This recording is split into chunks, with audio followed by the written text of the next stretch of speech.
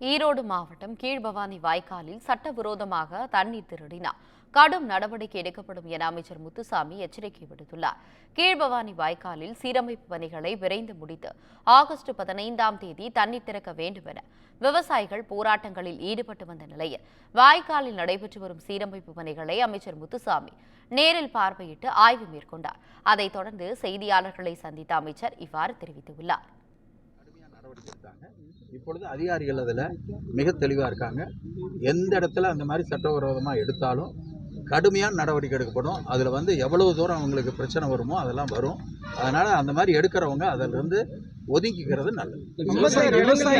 விவசாயிகள் எடுக்கிற ஒரு சில இடங்கள் எடுக்கிற அந்த விவசாயிகள் மீது கடும் நடவடிக்கை எடுக்கிறாங்க. ஆனால் வணிக நோக்கத்தில் எடுக்கிற வணிக நோக்கத்தில் எடுக்கிற நடவடிக்கை எடுக்கிறது இல்லைன்ற மாதிரி வணிக நோக்கத்தில் எடுக்கிறவங்க மீது தான் கடுமையான நடவடிக்கை எடுக்கப்படும். அதுதான் எடுக்க வேண்டும் என்று நாங்கள் சொல்லுகிறோம்.